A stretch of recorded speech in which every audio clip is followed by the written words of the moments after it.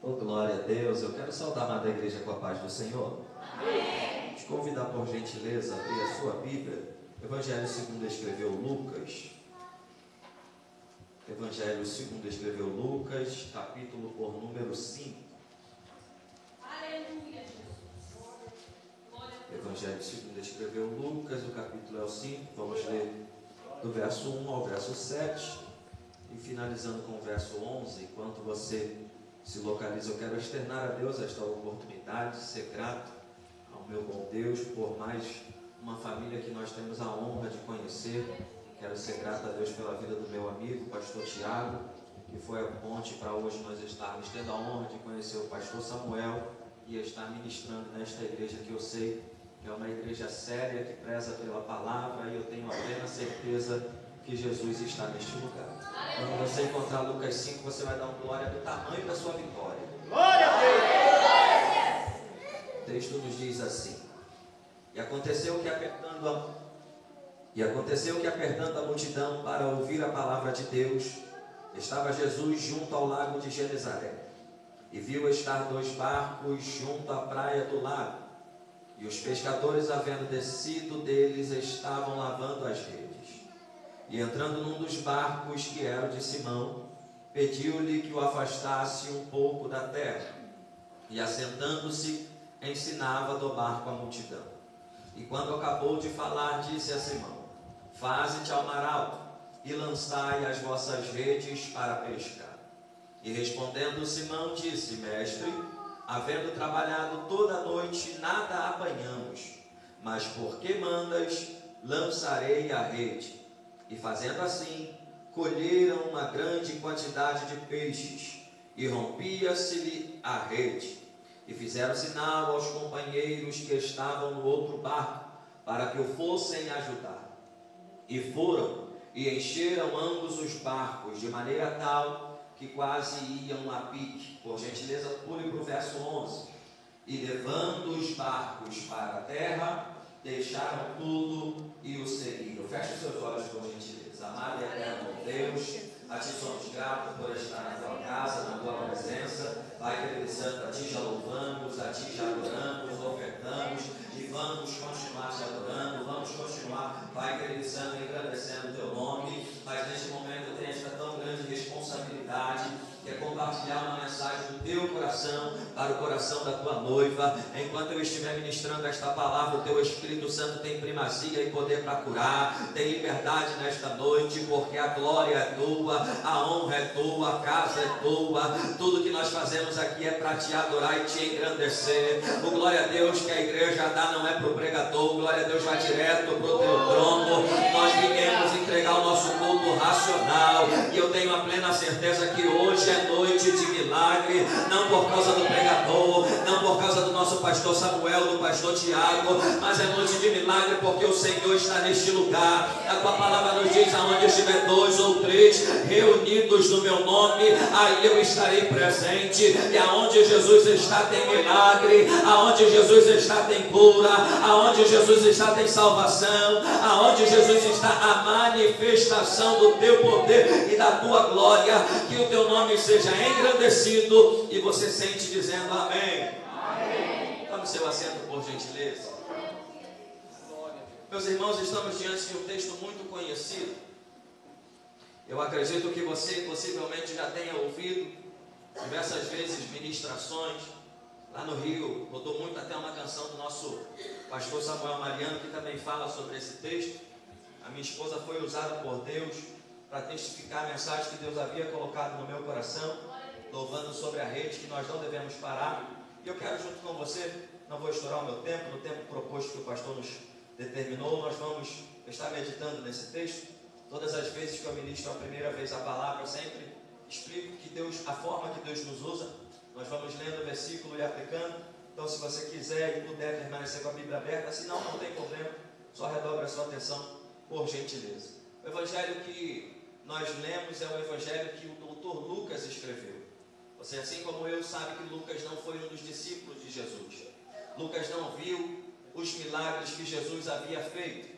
Lucas não estava dentro do barco quando a pesca maravilhosa aconteceu. É bem verdade que Pedro, João estavam e também relatam em seus evangelhos. E de repente você pode dizer assim, Eliel, então como que ele está escrevendo, ele está falando de algo que ele não viu?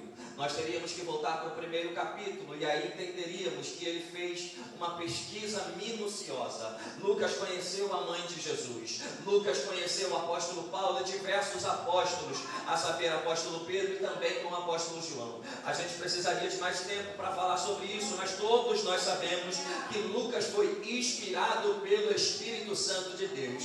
A saber, em 2 Timóteo capítulo 3, verso 16, diz que toda a palavra de Deus é divinamente inspirada. A Bíblia não contém erro nenhum. Não foi nenhum homem que acordou, sonhou alguma coisa e disse, hoje eu vou escrever e vou colocar no livro. Não, a Bíblia é a poderosa palavra de Deus. Já se passou mais de 2000 anos que Jesus andou nessa terra.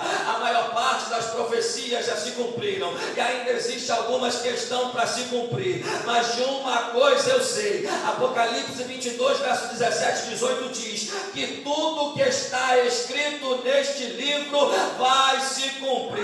Quando eu cheguei aqui, o nosso irmão louvou um hino e no final da sua oportunidade ele disse que não é a água que está caindo em São Paulo e no Rio de Janeiro, não, é a demonstração da mão de Deus. Jesus já está às portas para voltar, para buscar a sua noiva. Nós precisamos estar prontos. A palavra de Deus vai nos dizer. Lucas capítulo 5, verso 1 diz assim: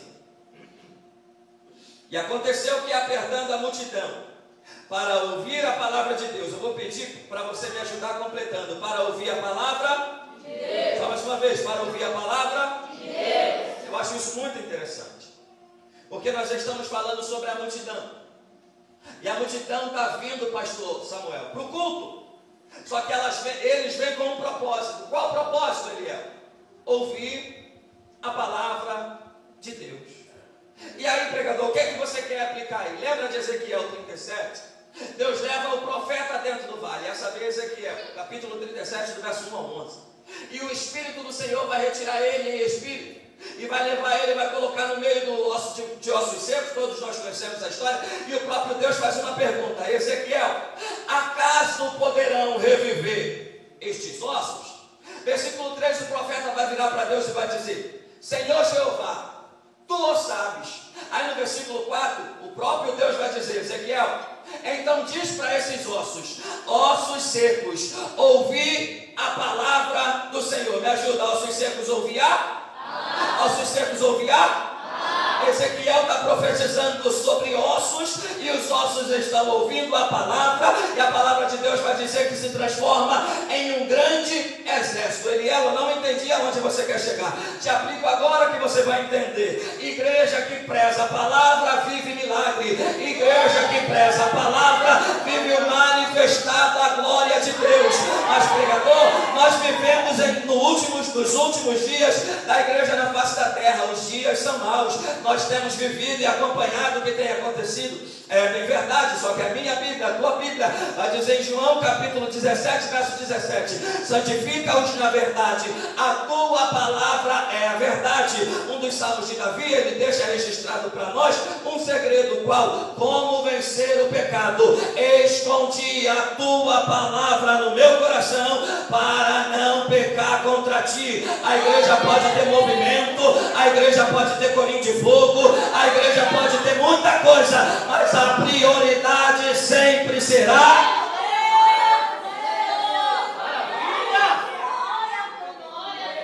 a saber. Eu já evoluo com o texto, mas eu sei que você, junto com o nosso pastor, valoriza a palavra. E se você já teve a honra de ler toda a Bíblia, você vai ver o povo de Deus sendo destruído uma única vez. Em um único contexto, você vê o povo de Deus sendo destruído. A saber, Antigo Testamento, livro do profeta Oséias, capítulo 4, verso 6, que diz que o meu povo foi destruído porque lhe faltou o conhecimento. Exatamente. Se não tivermos o conhecimento da palavra de Deus, somos presa fácil para o diabo. A Bíblia vai dizer, 1 João 2,14: eu vos escrevi, jovens, porque sois fortes, e a palavra de Deus habita em vós, e já vencestes o maligno. Mas, pregador, eu não sei muita coisa da palavra, mas pregador, de repente, se tiver alguém aqui, eu não estudei, eu não sei ler, mas o importante não é saber muito da palavra, o importante é viver o que você sabe. Você sabe que Jesus morreu na cruz para te salvar, você sabe que você não pode pecar, você sabe que precisa viver em santidade, e sabe também que daqui a pouco a trombeta vai tocar e nós vamos para Nova Jerusalém. A multidão está indo para o culto, só que a multidão não está indo por causa de milagre, a multidão está indo para ouvir a palavra. E o texto vai dizer que eles estão ouvindo a palavra de Deus. O pregador não era um mero mortal semelhante a mim. Quem estava escalado para pregar no culto de Lucas 5 é Jesus. Me ajuda, quem era o pregador de Lucas 5? Jesus. E aí eu me pergunto, pastor Samuel, Jesus está pregando para uma multidão. A maior parte das vezes que a Bíblia aponta para a multidão varia de 3.000 a 5.000 pessoas. Eu não estou afirmando, é só para a gente entender o contexto. Então vamos só conjecturar que tem 5.000. Eu estou em um culto, estou usando o microfone, a igreja está repleta, só que nós estamos falando de um homem pregando na beira da praia sem microfone. Pregador, não me entendi. Jesus não tinha um microfone. Se de repente faltasse a luz aqui, até sem o microfone eu conseguia pregar. Nós estamos em um ambiente fechado. Só que é só você imaginar, na beira da praia, o barulho da onda toda hora quebrando, e Jesus pregando. E aí eu me perguntei, como Jesus prega para 5.000 pessoas, sem microfone, e todos que estão no culto conseguem ouvir a Jesus? Como, pregador? Orando esta tarde, o Espírito Santo me revelou algo e eu quero aplicar aqui para você. Se você chegar em casa e quiser grifar aí, você lê Salmos 104, verso 4. Ele utiliza o vento como seu mensageiro. Pregador, não entendi, eu repito. Jesus está liberando a palavra, o vento está pegando a palavra e está levando de encontro a multidão, e todos estão ouvindo a palavra de Deus. Por quê? Porque até a mãe natureza obedece ao nosso Deus. A palavra vai nos dizer que quanto mais eles ouvem Jesus pregar, mais perto de Jesus eles querem estar. Versículo 1, eles estão ouvindo a palavra de Deus. Ele estava junto ao lago de Genezaré, ou o mar da Galileia, que é a mesma coisa. E a multidão o aperta, o comprime, se aproxima. E Jesus só vai andando para trás, andando para trás, andando para trás. E chega uma hora que ele já está no limite. Se ele andar mais para trás, ele vai entrar dentro da água. E aí, pregador, o que Jesus faz? Versículo 2. E viu estar 2 barcos. Me ajuda, viu estar? 2 barcos. Junto à praia do lago. E os pescadores, havendo descido deles, estavam lavando as redes. Você conhece essa história? Pedro, Tiago, João e André passaram a noite inteira tentando pescar. E nem uma sardinha sequer pegaram, nem uma tainha, nenhum peixe eles conseguiram pegar. Passaram aproximadamente 12 horas dentro do mar da Galileia. Pedro, nesse contexto aqui, tinha entre 30 a 40 anos. Eu não posso afirmar, mas a Bíblia de estudo que eu estudei especula essa idade. Por que eu estou te dizendo isso? Para você entender que Pedro já conhecia este lugar. Não é a primeira vez que ele vai pescar. Eles não são pescadores inexperientes. Eles estão indo pescar no mesmo lugar, como de costume. Eles vão passar uma noite inteira tentando pescar e nada pegar. Voltando agora, a multidão está ouvindo Jesus pregar.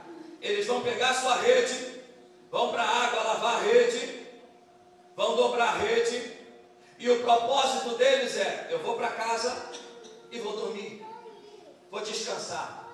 São 12 horas, gente, jogando a rede para um lado, jogando a rede para o outro, jogando a rede para um lado, jogando a rede para o outro, deixando a rede um tempo, lançando o tarol, lançando a vara, e nada conseguiram pescar. Aí quando eles voltam, já é de manhã, Jesus está pregando para a multidão, e a palavra de Deus vai dizer, que quando Jesus está pregando, Jesus vai dar uma olhada para a sua retaguarda, e atrás dele ele vê quantos barcos? Me ajuda, quantos barcos? 2 barcos. Versículo 3. E entrando num dos barcos que era de Pedro, me ajuda, e entrando num dos barcos que era de Pedro, pediu que afastasse um pouco da terra, e assentando-se do barco, ensinava a multidão. Eliel, por que Jesus entra no barco de Pedro? Porque Jesus queria fazer um milagre na vida de Pedro e dos discípulos. E para viver milagre, há uma necessidade de termos algo. A saber, Hebreus 11, verso 6 diz: sem fé é impossível agradar a Deus. E da mesma forma, sem fé é impossível viver milagre. Se você veio para cá e de repente você veio de carro, você também sabe, se você andar no seu carro e não abastecer, mais cedo ou mais tarde vai acabar o combustível e o carro vai parar. A minha vida e a tua vida é semelhante. Hoje nós estamos no posto de combustível. A igreja é o posto. Quem é que enche o meu tanque? Quem enche o tanque é o Espírito Santo de Deus. E qual é o combustível? O combustível é a palavra de Deus. A palavra vai nos dizer, eu corro aqui, a palavra vai nos dizer que Jesus entra no barco de Pedro. Jesus pede para entrar. E quando ele entra, ele faz um pedido: afasta o teu barco um pouquinho da terra. Só que o que me intriga é que entra um ponto e uma vírgula, pelo menos na minha versão, Almeida Revista e Corrigida, um ponto e uma vírgula, e diz assim: e ele, assentando-se no barco, ensinava a multidão. Eliel, o que é que você quer aplicar aí? Olha a sequência. Primeiro, Jesus prega, versículo 4. E quando acabou de falar, na nossa cultura, Jesus acabou de pregar, deu a bênção apostólica, mandou a multidão embora. Aí Jesus vira para Pedro e diz: faze-te ao mar alto. Pregador, não entendi, eu vou de novo. Primeiro Jesus prega, depois milagre. A sequência sempre será essa: primeiro pregação, depois milagre. Por que, pregador? Porque se o milagre vier primeiro e a pregação vier depois, nós viveremos igual o povo de Êxodo, capítulo 20 em diante. Porque no capítulo 14 eles viram o mar se abrindo, mas no capítulo 15 eles duvidaram de Deus. Então a sequência é: primeiro palavra, depois milagre. Por quê? Porque a palavra me sustenta para viver o milagre, mas o milagre não me fortalece para cumprir a palavra. Então vai aqui um conselho deste jovem pregador: primeiro precisamos de palavra, para depois vivermos os milagres que Jesus tem para a nossa vida.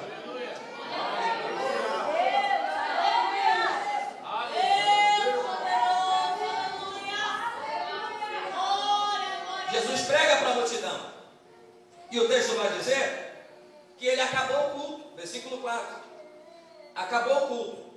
E agora, pregador, Jesus vira para Pedro, versículo 4.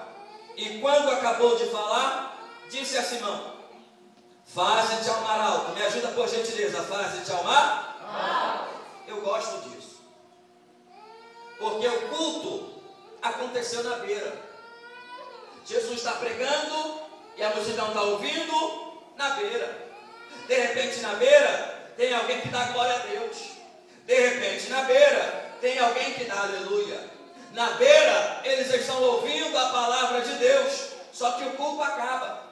E agora eles não querem apenas o culto, eles precisam viver o milagre. E a primeira ordem de Jesus é: faze-te ao mar alto. Pregador, por que Jesus está dizendo isso? Muito simples. Na beira fala sobre pouca profundidade. Mar alto fala sobre profundidade. Na beira dá para dar glória a Deus, na beira dá para dar aleluia, na beira dá até para vir no culto de quarta-feira, na beira dá para estar na escola dominical, na beira dá para estar no culto de doutrina, mas para viver milagre, na beira não tem como. Faze-te ao mar alto. Ezequiel capítulo 47, Deus visita o profeta e vira para o profeta e diz: Ezequiel, Deus estica o cordel de medir, ele entra dentro do rio e ele molha o tornozelo, e o anjo estica o cordel de medir, chama Ezequiel mais profundo. Ele anda mais, a água bate no joelho. Ele anda mais, a água bate no lombo. Ele anda mais, a água bate na altura do pescoço, ao ponto de Ezequiel não conseguir andar mais. Ribeiro a qual ele não podia atravessar. Pregador, o que é que você quer aplicar na nossa vida? O rio de Deus é profundo, e nesta noite hoje ele nos convida: sai da beira e vem para a profundidade. Meu Deus. Jesus dá uma ordem para ele, e nós precisamos entender que ordem é diretiva, ordem não se questiona.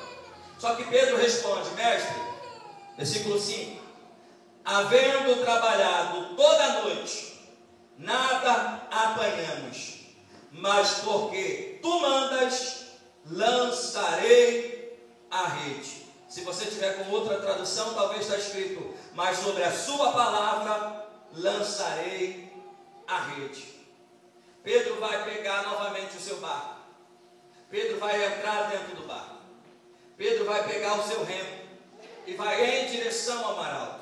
Versículo 6: e fazendo assim, colheram. Me ajuda aí, fazendo assim? Colheram. Só mais uma vez, e fazendo assim? Colheram. Uma grande quantidade de peixes, e rompia-se-lhe a rede. Eu gosto muito desse versículo 6, porque o versículo começa dizendo assim: e fazendo assim, trazendo para a nossa cultura, obedeceu. Quem obedece, vive milagre. Pedro obedece. E aí, pregador, ele entra dentro do barco. Possivelmente junto com ele está o seu irmão André. Ele entra dentro do barco. Isso que eu estou te aplicando é segundo a Bíblia dele, que foi que eu estudei. Ele entra dentro do barco. E agora cada um pega o seu remo e vai em direção ao mar alto. Está cansado, mas está se esforçando. Está cansado, mas tem propósito. De repente estava chovendo e você disse assim: hoje eu trabalhei, eu fiz muitos afazeres, mas eu vou vencer o cansaço e eu vou vencer a chuva. Por quê? Porque você tem um propósito. Você não olhou para o tempo, não olhou para o cansaço, não olhou para os problemas. Você olhou para Hebreus capítulo 3, capítulo 3, versículo 2, olhando para o autor e consumador da nossa fé, que é Cristo Jesus. Não podemos olhar para as adversidades, precisamos focar em Jesus. Glória a Deus, aleluia. Eu já vou concluir com você. O texto diz que agora ele chega no mar alto, e quando ele chega no mar alto, ele vai pegar a sua rede, vai lançar ao mar, e o texto diz que eles colheram uma grande quantidade de peixes, e rompia-se-lhe a rede. Eu acho essa parte muito interessante, porque o milagre que Jesus fez era maior do que o barco de Pedro poderia suportar. Pregador, não entendi, repito. O milagre que Jesus fez é maior do que o barco de Pedro pode suportar. Como você me explica isso? É só a gente ler o versículo 7, que diz assim: e fizeram sinal aos companheiros que estavam no outro barco, para que fossem ajudar, e foram e encheram ambos os barcos. Ou seja, os dois barcos estavam cheios, de maneira tal que quase iam a pique, quase afundavam. Se dois barcos estavam cheios e quase afundaram, se fosse um barco só, tinha afundado. Ele é o que você quer aplicar? O milagre que Jesus tem para fazer na nossa vida é tão grande que se eu pegar e querer ele só para mim, o milagre vai se transformar em maldição, porque o meu barco não vai suportar. Pregador, o que é que eu devo fazer? Eu devo pegar a bênção e compartilhar com o pastor Samuel, compartilhar com meus amigos, por quê? Porque lá fora, não no reino de Deus, lá fora, quanto mais junto, mais eu tenho, mas no reino de Deus, quanto mais eu compartilho, mais eu tenho. Pregador, me prova na Bíblia com o maior prazer. João capítulo 6, o menino tinha 5 pães e 2 peixinhos na mão dele, não dava para alimentar muita gente, na mão dele ia acabar muito rápido. Aí ele pega 5 pães, pega 2 peixinhos, coloca na mão de Jesus, e Jesus faz o milagre da multiplicação, provando para você que o povo com Jesus é muito. Na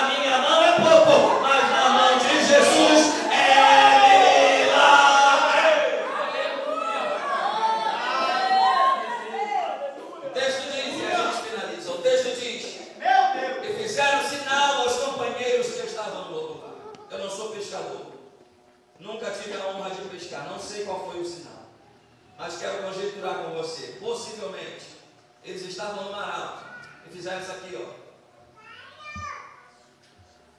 Pregador, o que isso quer dizer? Vem comigo para a gente fechar. Pedro estava no mar. De novo, Pedro estava no mar. No versículo 10, diz o nome de Tiago e João, que eram os outros que estavam no outro barco. Tiago e João estavam na beira. Tiago e João estavam na beira. Só mais uma vez, Tiago e João estavam na beira. Aí Pedro faz isso aqui, ó. O que isso quer dizer? Pedro está dizendo assim: para viver o que eu estou vivendo, tem que vir para o nível que eu estou. Vou repetir. Porque alguém está querendo viver o que o nosso pastor Samuel vive.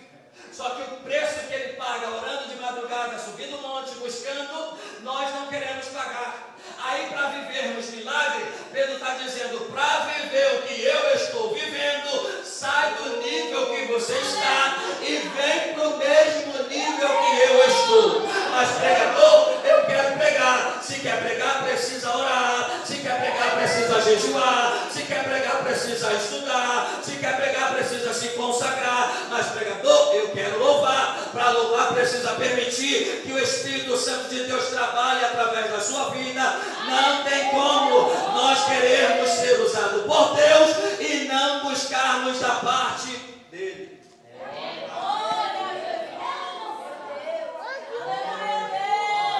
Para te explicar isso aqui melhor, eu já vou fechar no tempo que o pastor me deu, tem 5 minutos. Eu lembro de uma mulher, Juízes capítulo 4, o nome dela é Débora. O texto vai dizer que ela sobe em uma montanha. Ela habita debaixo da palmeira entre Ramá e Betel. E os filhos de Israel subiam a ela em juízo. Eu achei isso muito interessante. Por quê? Porque não era Débora que descia para julgar. Eram os filhos de Israel que subiam para ser julgados. Aí eu aprendo com a Bíblia e aprendo com esse texto que para viver o que eu estou vivendo, precisa estar no nível que eu estou. Mas Eliel, você veio do Rio de Janeiro pregar acepção de pessoas? Negativo. Jesus não faz acepção de pessoas, mas ele faz separação para usar. Me prova na Bíblia com o maior prazer. Quando ele entra dentro da casa de Jairo, não entra todos os 12 discípulos, entra Pedro, Tiago e João. Mateus capítulo 17, no Monte da Transfiguração, ele não sobe com todos os discípulos, ele sobe com Pedro, Tiago e João. Por quê? Porque para viver o que eu estou vivendo, precisa ter um nível de intimidade com o Pai.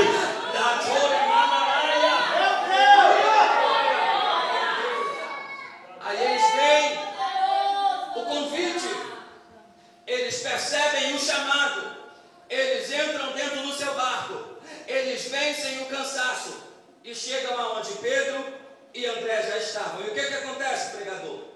Quando eles chegam no mar alto e foram e encheram ambos os barcos. Me ajuda aí, foram e encheram ambos os barcos. Vamos só fazer um exemplo aqui. No barco de Pedro tinha 200 peixes. No barco de João tinha, vem comigo, no barco de Pedro tinha 200 peixes. No barco de João tinha, e você está com medo de falar 200? Vamos lá de novo. No barco de Pedro tinha 200 peixes. No barco de João tinha 200 peixes. Pregador, o que você quer aplicar? O barco de Pedro foi primeiro, o barco de João foi depois, mas ambos os barcos estavam cheios da mesma forma. De repente você está dizendo: mas eu sou crente há tanto tempo, eu oro por esse propósito há tanto tempo. Fulano aceitou Jesus ano passado e Deus já respondeu e já viveu o milagre. Aí Jesus me trouxe lá do Rio de Janeiro nesta noite para te dizer: e foram e encheram ambos os barcos. A bênção que Deus tem para todos é semelhante, independente de quem foi primeiro, independente de quem foi depois. A bênção é da mesma forma. Eu sou filho de Deus, você é filho de Deus, o pastor é filho de Deus, os músicos são filhos de Deus, todos nós somos filhos de Deus. E a bênção é a bênção que Ele tem para a tua vida da mesma forma. Se coloque de pé, por gentileza.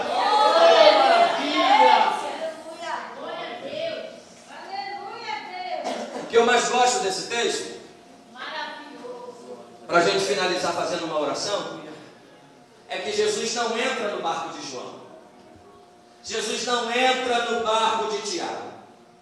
Aí se fosse o Eliel, aí de repente no lugar de João eu ia dizer assim, Jesus está fazendo acepção de pessoas, porque escolheu entrar no barco do Pedro, mas não entrou no meu barco. Já que entrou no barco do Pedro e não entrou no meu barco, eu vou embora. Só que João é diferente. João vê Pedro indo de encontro ao milagre e permanece na posição. Aleluia. Eu gosto disso, irmãos, porque João entende, milagre é igual fila de banco. Como assim, Eliel? Lá no Rio de Janeiro tem um banco lá onde a gente mora, no bairro que a gente mora, que é da empresa Itaú. É o banco que mais enche, irmão. Pensa numa prova que eu passo todo dia 18 para ir nesse banco. Mesmo a fila preferencial é muito cheia. Mas aí, esses dias eu fui com a minha esposa, agora no mês de janeiro, e eu já vou finalizar. Chegando no banco, um rapaz chegou antes de mim. Só que ele estava com muita pressa, ele estava muito alvoroçado. E a senha tinha muita gente na frente. Aí ele fez o seguinte, ele falou, eu vou sair, vou resolver o que eu tenho para resolver, e quando eu voltar, eu entro e vão chamar minha senha. Aí ele saiu, passou uns 10, 15 minutos, chamaram o número dele. Aí ele perdeu a senha. Quando eu estava saindo, ele estava voltando. E aí ele perguntou, olhou lá e viu que já haviam chamado o número dele. E aí ele teve que ir no caixa, pegar outra senha e voltar para o final da fila. Pregador, não entendi. As nossas atitudes antecipadas podem nos tirar da fila do milagre. De repente o milagre está para acontecer agora, hoje, nessa noite. Aí você abre a boca e em vez de clamar, murmura, reclama. Aí diz, Deus não está me ouvindo, parece que Deus não está vendo o que eu estou passando. Aí Deus diz assim, já que você não soube esperar, vai para o final da fila. Mas nesta noite, a Assembleia de Deus aqui em Taubaté sabe, aleluia, glória a Deus, que nós não estamos aqui para reclamar. Não, pregador, não, nós estamos aqui para clamar. Jeremias 33:3, clama a mim e responder-te-ei e anunciar-te-ei coisas grandes e firmes que você não sabe. Quem clama tem direito de resposta. Não abra a boca para reclamar, abra a boca para clamar e viveremos milagres. Glória a Deus. Versículo 11 foi o último que a gente leu, que diz que eles, levando os barcos para a terra, deixaram tudo e o seguiram. Eles passaram uma noite inteira tentando pescar. E agora que o barco está cheio, eles olham para o barco do lado esquerdo, olham para Jesus do lado direito. Só que eles são pescadores, eles vivem desse trabalho. Se eles vendessem o peixe, ia ganhar muito dinheiro, ia ter alimento para ele durante muitos dias. Só que o barco, estando cheio, vendendo o peixe, se alimentando, mais cedo ou mais tarde, o barco ia esvaziar e o peixe iria acabar. Aí eles olham para a bênção e olham para o abençoador. Eles olham para o peixe e olham para Jesus. E pensam e conjecturam e imaginam, e eu finalizo aqui. A bênção é muito boa, mas o abençoador é muito melhor. Ele fez milagre hoje, pode fazer milagre amanhã, pode fazer milagre semana que vem, pode fazer milagre mês que vem. Jesus precisa ser a prioridade na nossa vida. Eles largaram peixe, largaram barco e viveram milagres durante muitos dias. O que eu quero finalizar profetizando sobre a tua vida, que a prioridade precisa ser Mateus 6 para a nossa vida.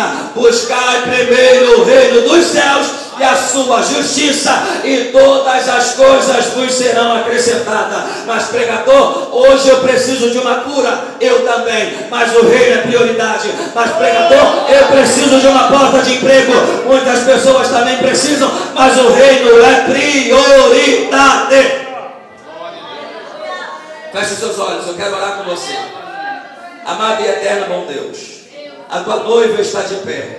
A tua igreja está pronta, debaixo de posse desta palavra, debaixo de tudo que o Senhor disseste ao nosso coração nesta noite. Eu quero, Pai querido e santo, finalizar a minha participação, sendo grato a Ti pela vida, Pai querido e santo, do nosso pastor, do anjo desta igreja, de todo o corpo ministerial. Que o ano de 2020 seja um ano de expansão, seja um ano de crescimento. Abençoa, Pai querido e santo, todos os obreiros desta casa. Pai querido e santo, se houver alguém aqui que esteja desempregado, que esteja, Pai querido e santo, passando por algum tipo de dificuldade, a tua palavra vai nos dizer, Salmo 37, 25, Davi deixa registrado para nós: fui novo e agora sou velho, e nunca vi um justo mendigar o pão, nem a sua descendência padecer. Tu és o Jeová Jireh, Tu és o Deus da nossa provisão. Envia provisão para os teus servos, envia provisão para as tuas servas, que haja abundância, Pai querido e santo, em todas as áreas da vida. Abençoa todas as famílias aqui representadas. É isso que eu quero te pedir e desde já te agradecer, em nome de Jesus. Amém.